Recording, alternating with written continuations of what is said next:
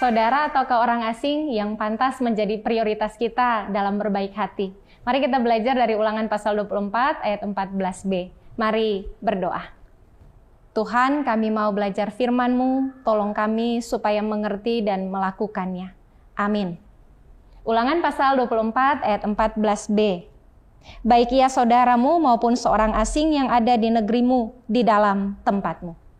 Apakah saudara atau orang asing yang layak menjadi prioritas dalam hal kebaikan hati?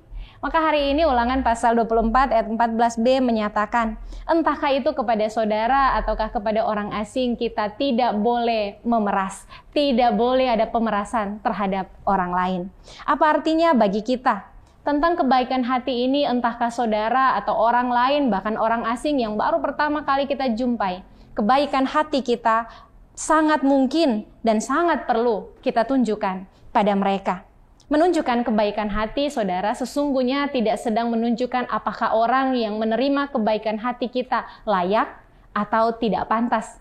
Tetapi menunjukkan kebaikan hati kita sesungguhnya sedang menunjukkan siapa diri kita yang sebenarnya. Apakah kita seorang yang baik hati ataukah kita orang yang sebaliknya? Kebaikan hati yang kita tunjukkan terhadap orang lain menunjukkan dengan jelas siapa diri kita. Sebab itu ketika Tuhan memerintahkan kepada kita untuk tidak memeras, bahkan sebaliknya melakukan perbuatan-perbuatan baik yang menunjukkan kebaikan hati kita, Tuhan sedang membawa kita untuk menjadi orang baik. Ketika Tuhan memerintahkan untuk tidak berbuat jahat, sesungguhnya Dia sedang mengajari kita untuk belajar menjadi baik. Ketika Tuhan memerintahkan kepada kita untuk melakukan kebaikan, Dia sedang berfokus untuk membentuk kita menjadi pribadi yang baik. Tuhan mau supaya kita jadi seperti yang Dia kehendaki. Karena itu saudara, hari ini kita belajar dengan segala kebaikan hati yang Tuhan mau hadir di hidup kita, kita juga akan menghadirkan kebaikan-kebaikan Tuhan dalam relasi dengan orang lain. Saat kita berbuat baik pada orang lain, Tuhan akan memakai kita untuk menyampaikan kebaikannya pada mereka yang membutuhkan. Sebab itu dalam Filipi pasal 4 ayat 5 firman Tuhan berkata, hendaklah kebaikan hatimu diketahui semua orang. Tuhan menolong kita. Mari berdoa.